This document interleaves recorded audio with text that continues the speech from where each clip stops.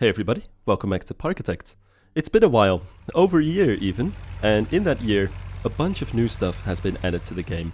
And I'm gonna do this in order before I go to the main event of today's video. So, a year ago was the 5th anniversary of Parkitect, and a new scenario made by AstroTron was added to the original campaign in the game. To celebrate this, which unfortunately I didn't get around to playing yet, but maybe, who knows, I'll do that later. But also, in April 2024, a new free update was released for the game with a whole load of scenery options, and I'm gonna quickly go over those in a sandbox because I think they're highly worth showcasing as well. So among the new stuff added to the game are 28 props and lamps, and these lamps especially are really cool. Let me quickly place down some paths so I can showcase some of them. We have some really cool lanterns, one of which is kind of in the style of Roller Coaster Tycoon's original lanterns. And that's not all. We also have 92 new structure elements, and some of my favorites are the new roofs.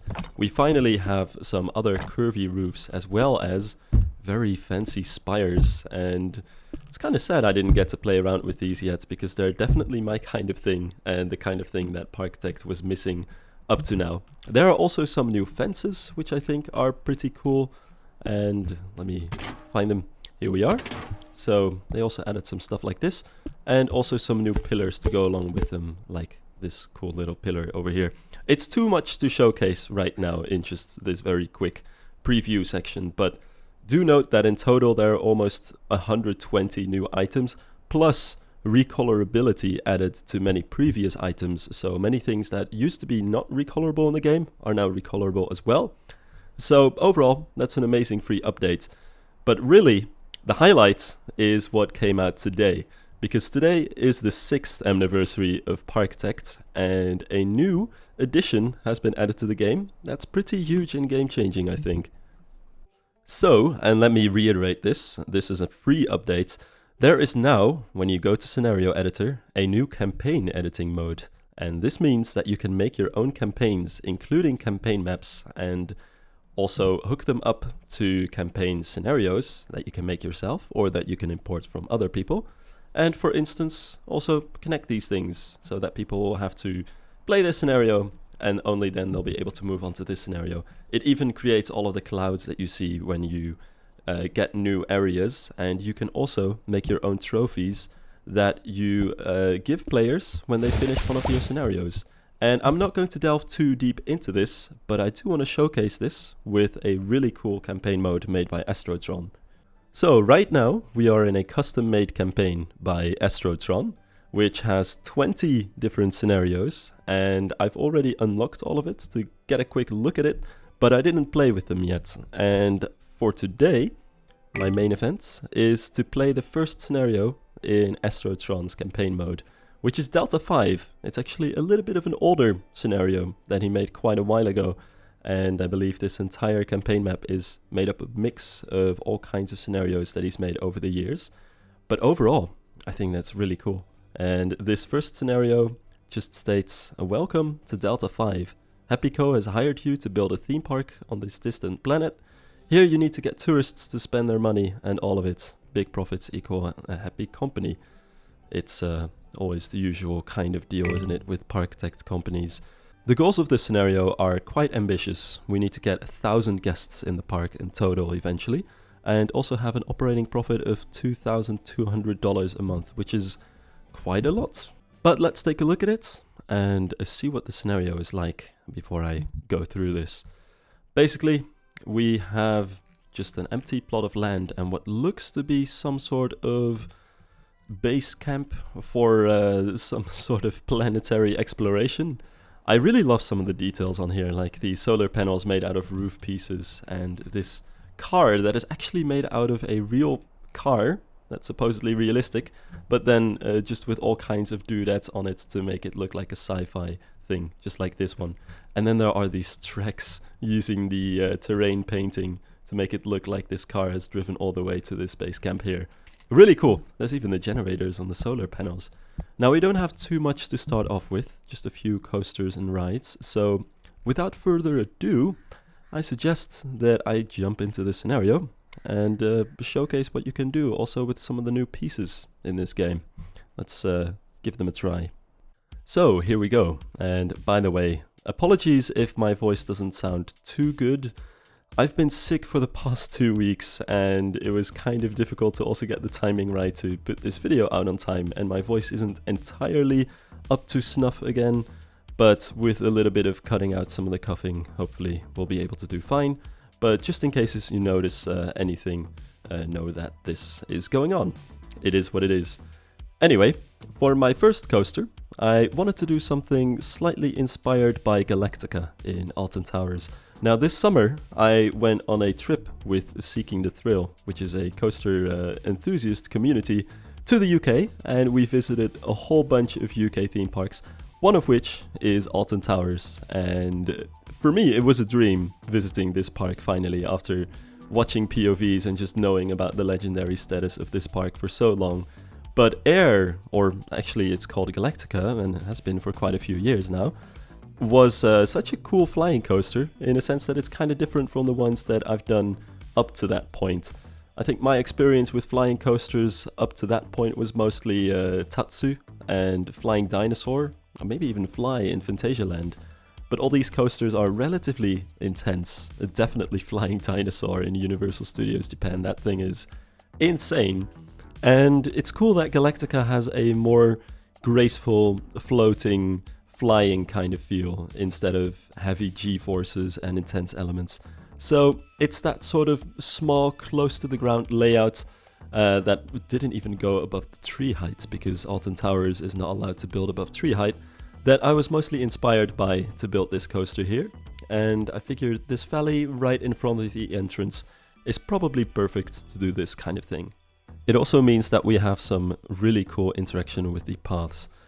I just really love it in this kind of game, especially because you look from a top-down perspective, when you have scenes that are very intricate, where you have many things that are going over and under each other.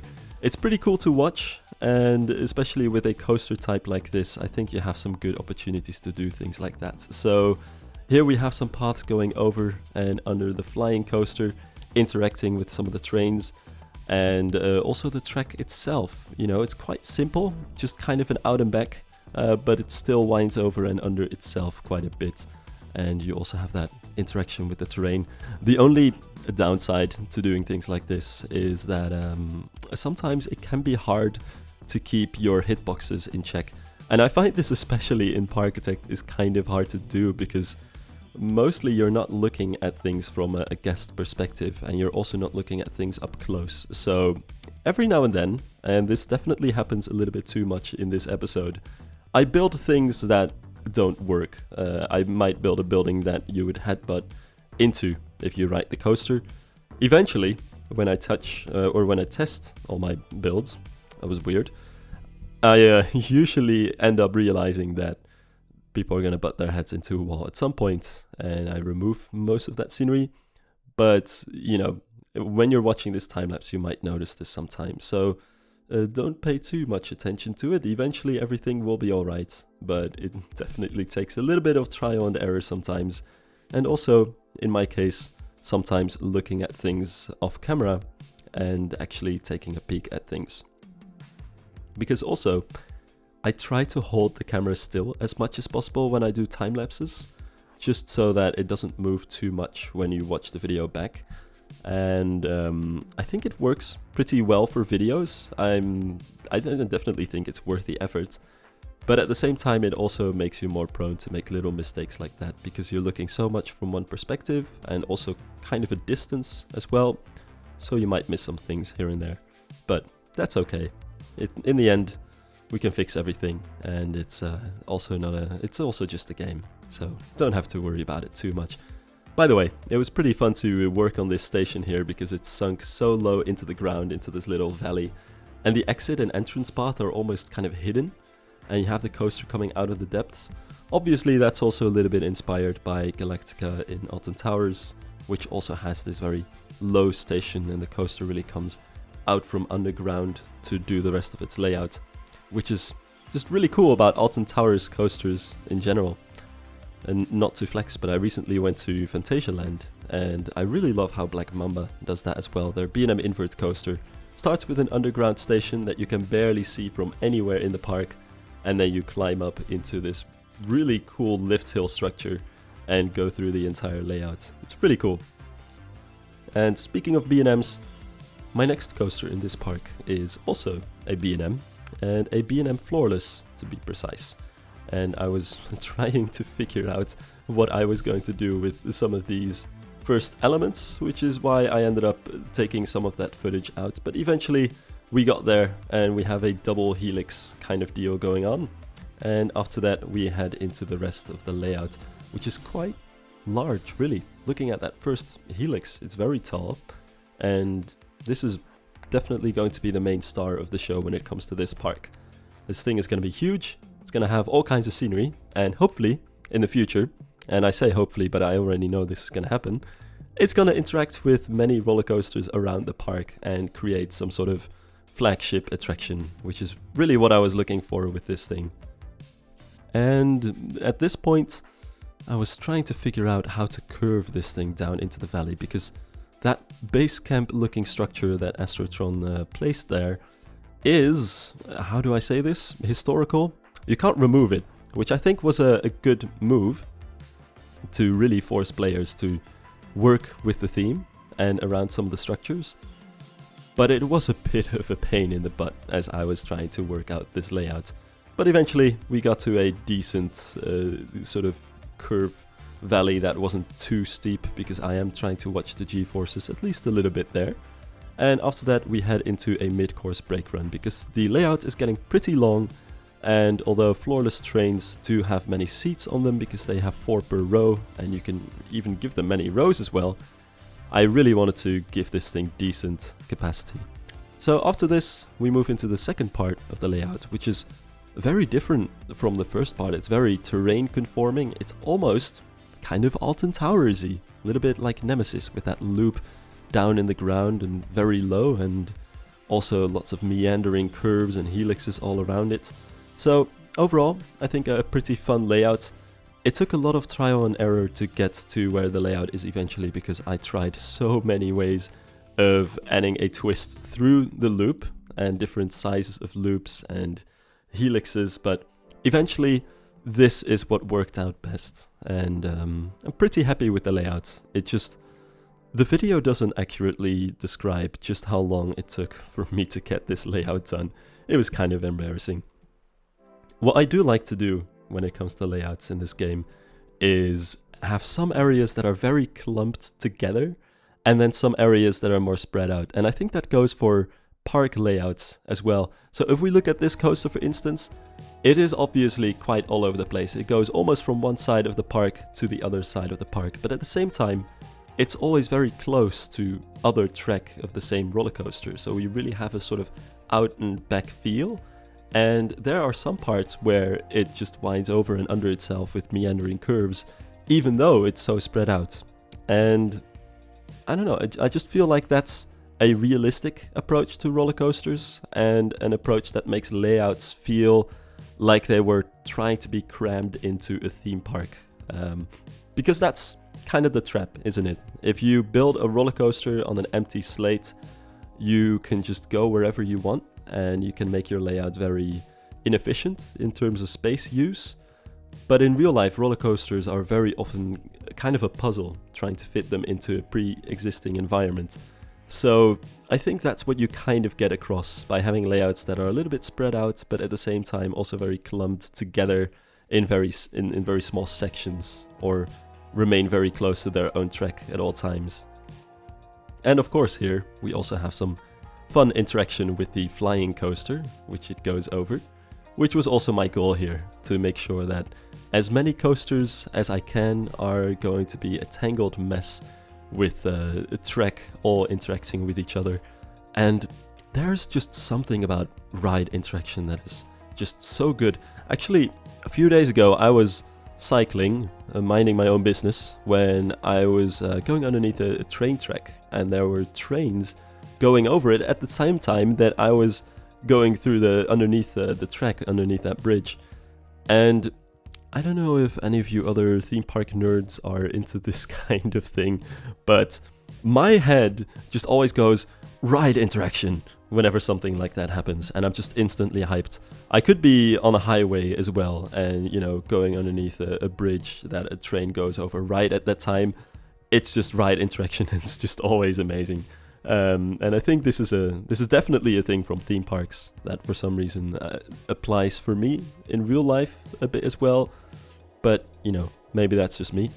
But you want to maximize the opportunities for things like that to happen in a theme park. So yeah, make everything interact with each other and give the vehicles of the different roller coasters that little chance to be around the same spot, around the same time, because it's really cool.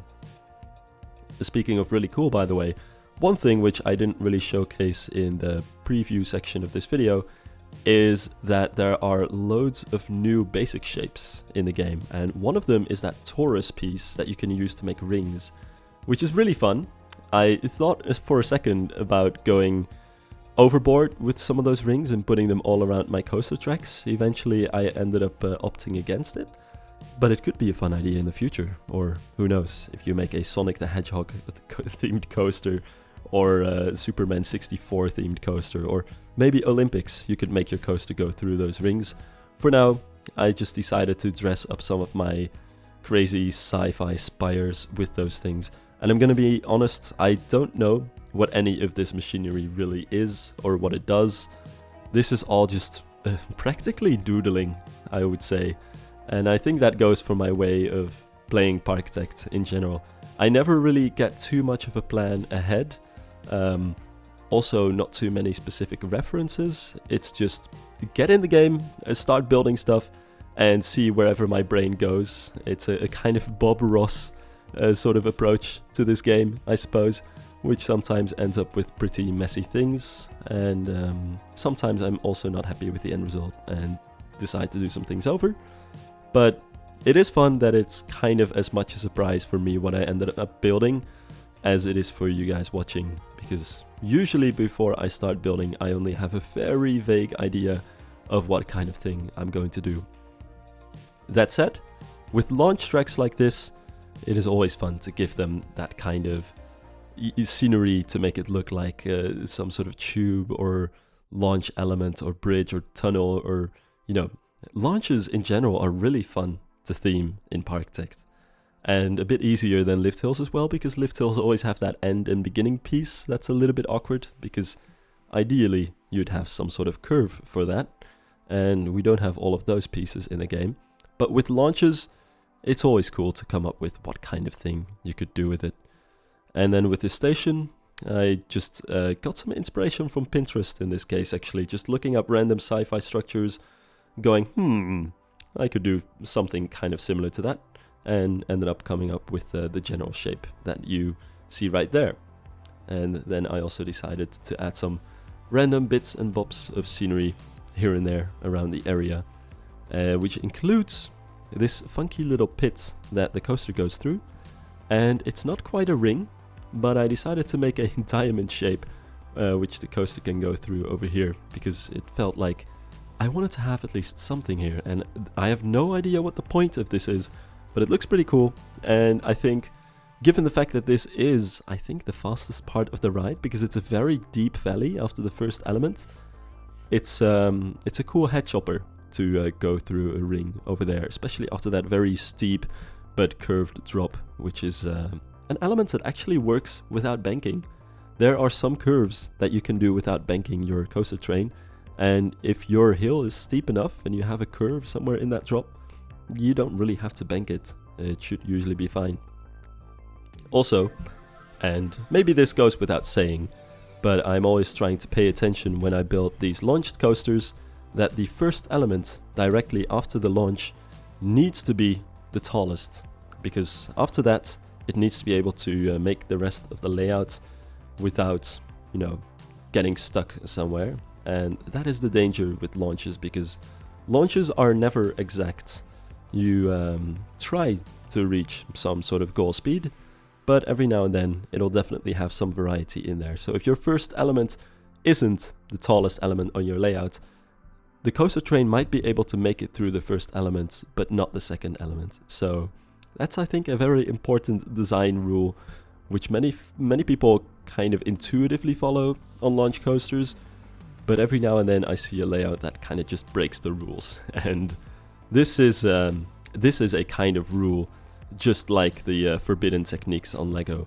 It's for your own good, so try not to break these kinds of rules, as much as I am a fan of breaking rules in general, on anything creative, of course.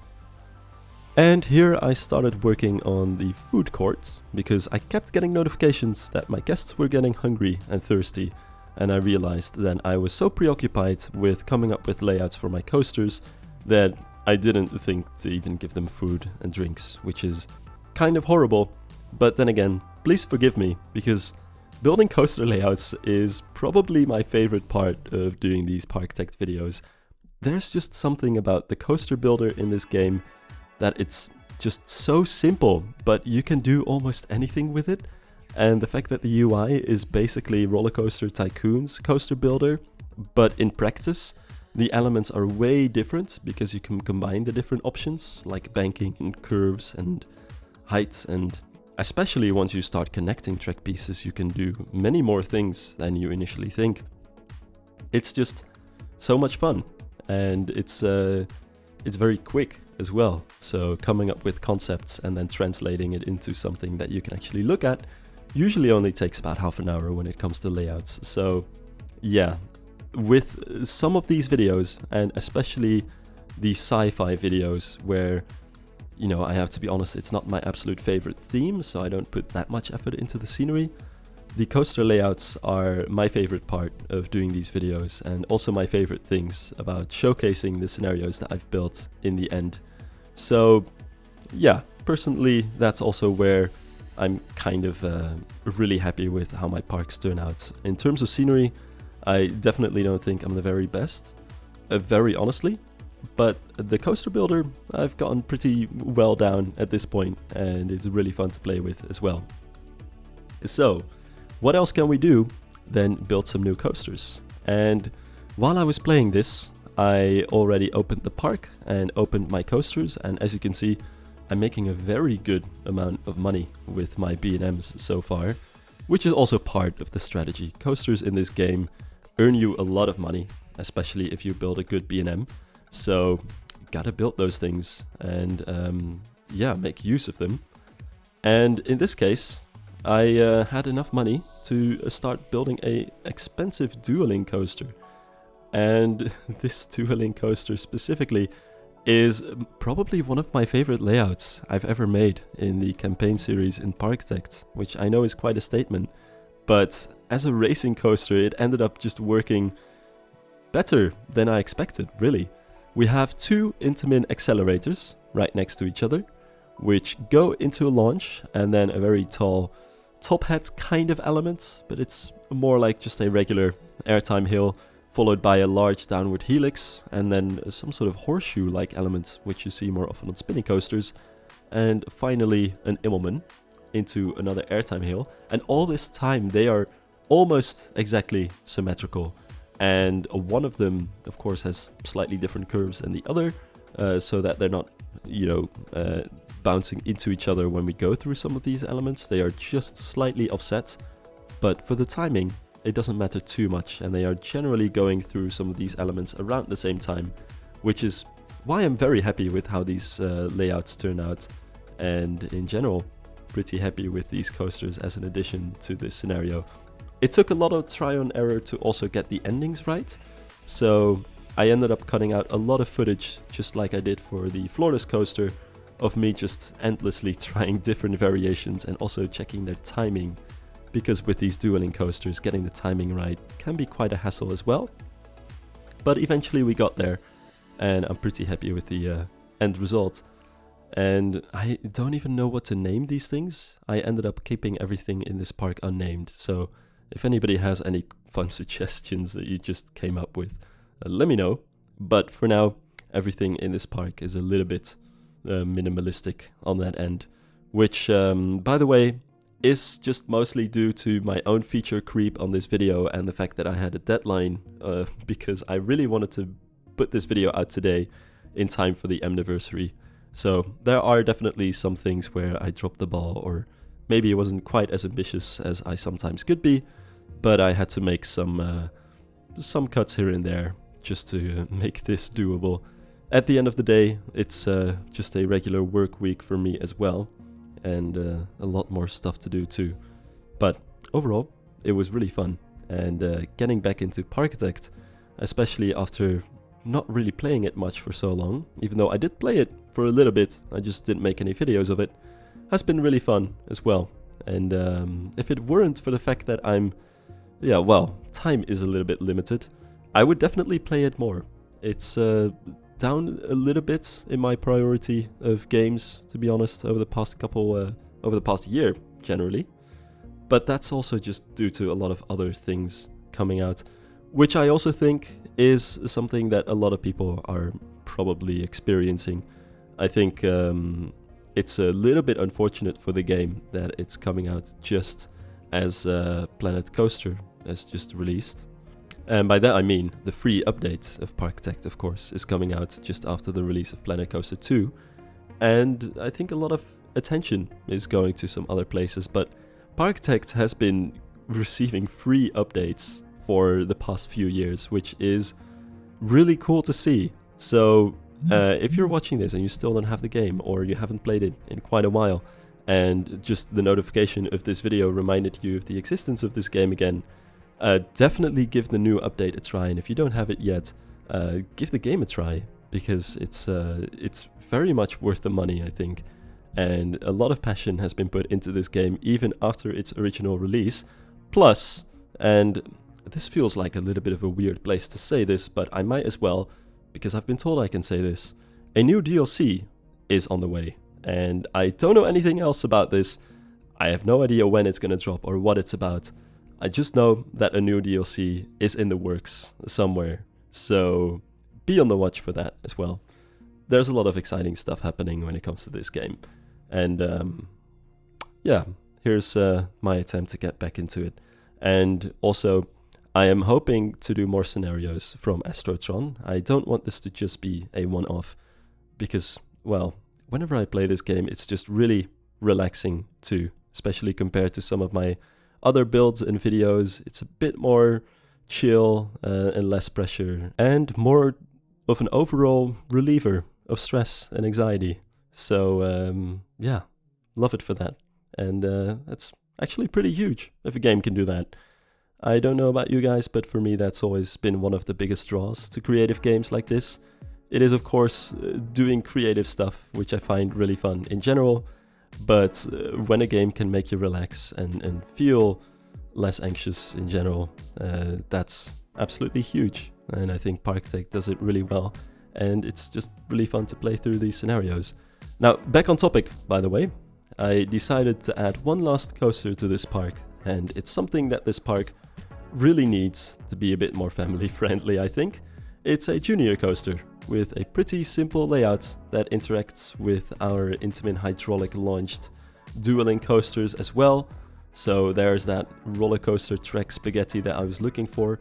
Plus, it has its own little valley. So in a way, it's another Alton Towers-esque creation. I did skip through the making of the station there a little bit, but that's also for time reasons. Plus, I have to be honest, I also want to be quite careful in how much I use my voice still, because it's not in an ideal situation yet. But overall, we can get most of the gist of the station here. I based a lot of my scenery on the scenery that AstroTron already provided in the campaign, so I'm taking those same accent colors and some of the same elements, and then just building some new ideas and things around them, which I think these scenarios are great for that kind of thing.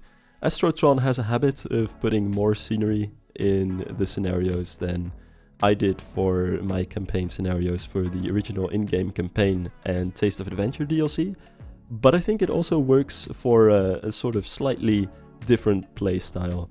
I think it's very fun to watch what he's built in general, because he's really good at building stuff in this game, but also trying to adapt to it and put your own spin on it.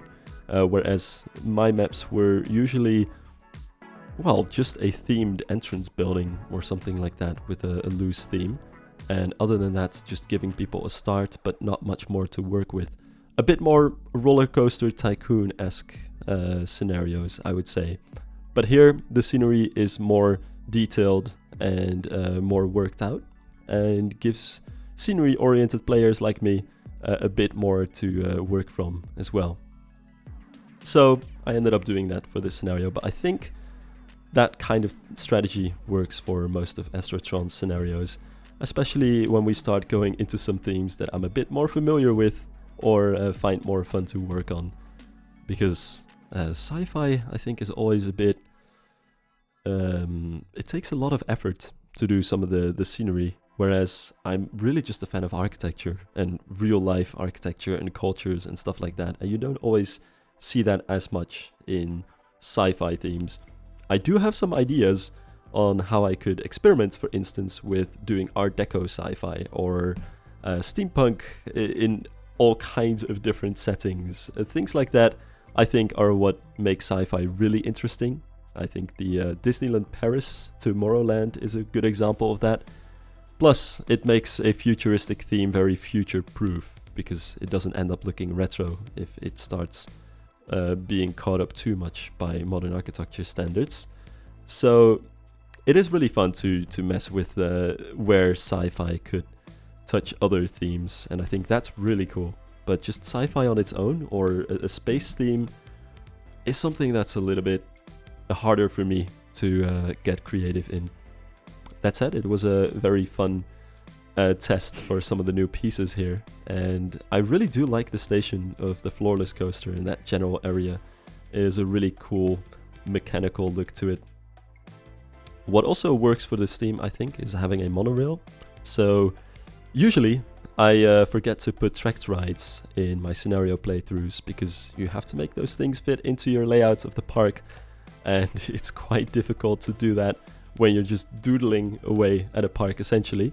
But in this case, I tried to keep some space open for the monorail. I also made a start for it at a very early stage in the video, so I had something to build off of. So this is our monorail here, which goes around the park and has one station on one side and one station on the other side. A very small underground portion, and also some portions where it goes up the hill a little bit. But overall, it's just a simple, straightforward monorail.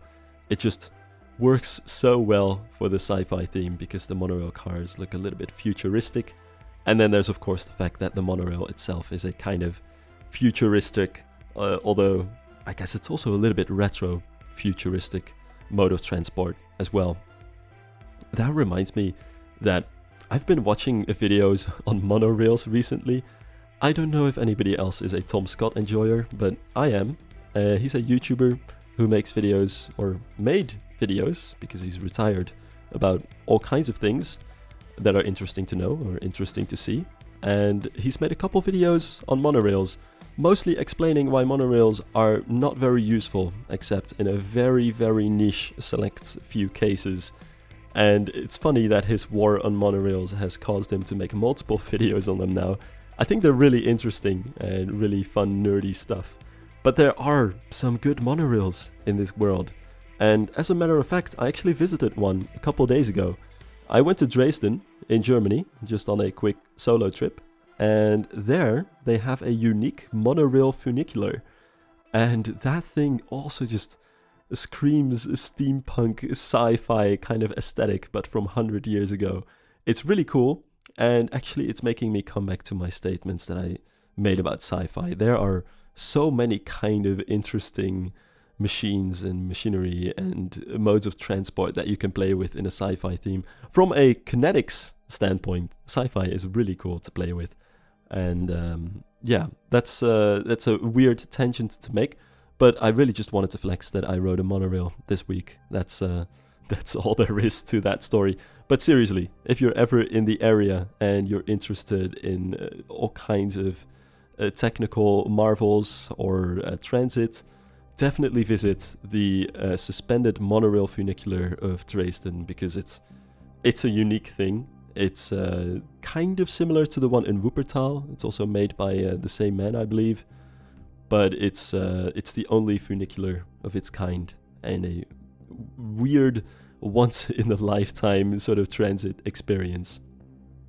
Not quite as crazy as the monorail in this park.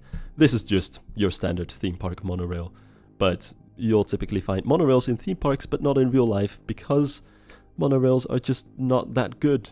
But they do look very fun and futuristic, and they're kind of fun as a gadgetbahn, as some transit nerds like to call it. So a perfect fit for theme parks, probably. At this point, I decided to finish the park with some last finishing touches. I still needed to theme the launch track for the launching dueling coasters, for instance, and there are so many places in this park where there are paths right underneath coaster tracks, and I wanted to keep it realistic in the sense that all of those areas have covers, so that anything that falls out of the coaster track or goes wrong doesn't end up hurting anybody on the paths below. Just a little touch of realism. In real life, usually you'd put some coaster nets underneath coasters like that, but in this case, the best thing I could do is make some custom roofs, and I needed to do this in many places, because of course, as you can see, there are so many parts where paths and the tracks mingle, and it's a mess, but also a lovely mess. I like looking at a park like this from a top-down view and just try to keep track of where all the paths and coasters are going. Really fun to look at. And finally, to get to the goal of 1,000 guests, because that's the last goal that I still needed to reach, I decided to put down this little Riptide ride just around the edge of the park. Pretty simple, but it also neatly finishes up that square, I think. And that's basically it. At this point, I just need to play the game and watch it get to 1,000 guests. So let's hop into the game and see how the park turned out. Okay, let's go. Just a few more guests and we should be good to go. That's it, isn't it? Yeah, there we go. Oh, I almost forgot. This happens sometimes, doesn't it? Alright, speed up time.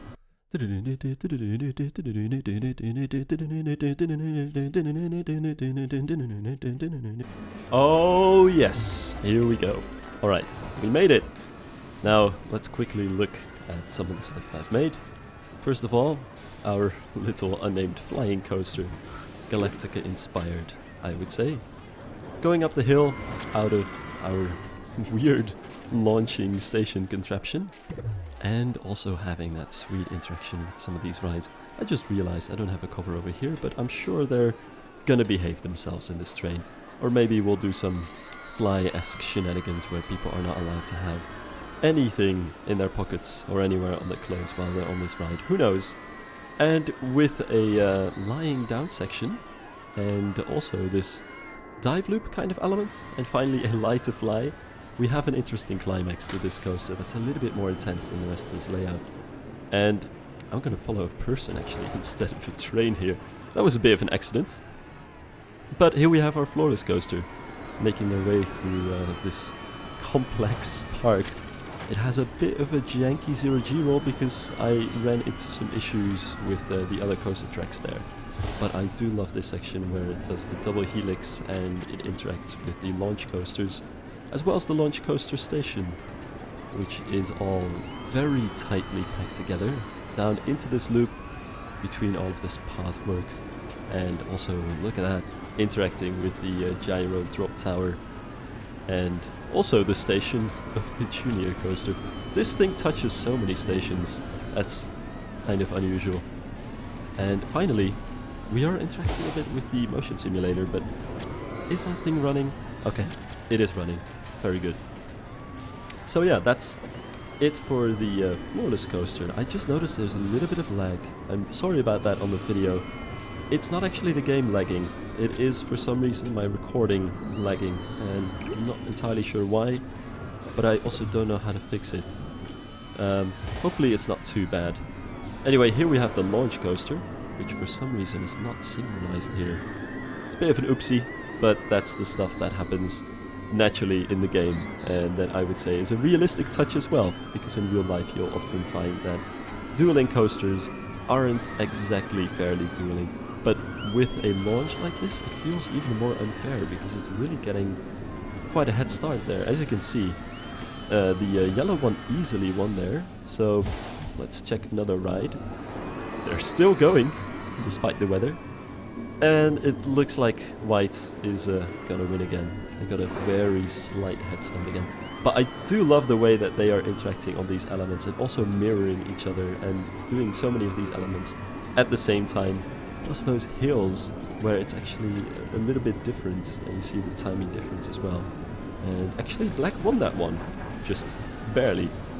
It is very fun when you have dueling coasters where it's not just the same coaster that wins every time.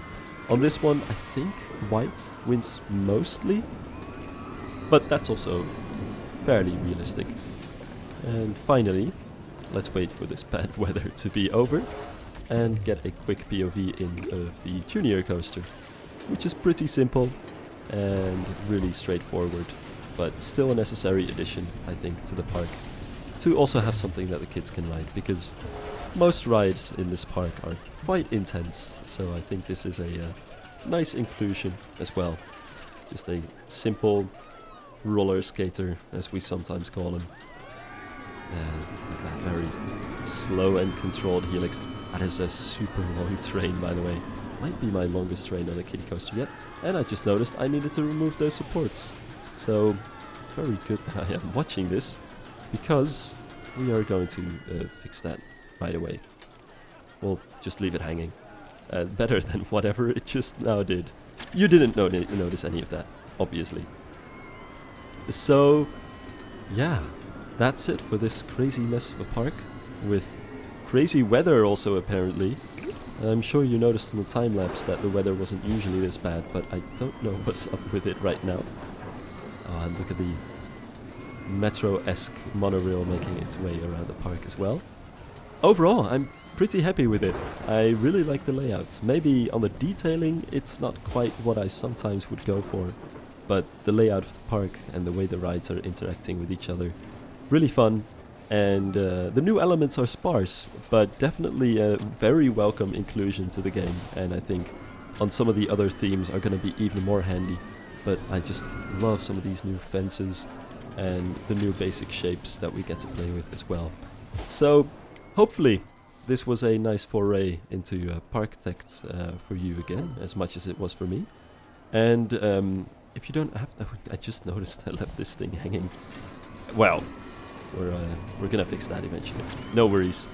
But anyway, hope you enjoyed this video, and if you don't have Parkitect yet, I highly recommend giving it a try, and if you do have it, definitely check it out again. Maybe it's been collecting dust in your Steam collection, but these free updates are really amazing, and also keep your eyes out for any upcoming DLC, and I'd like to see you, whenever that may be, in the next episode. Bye everyone!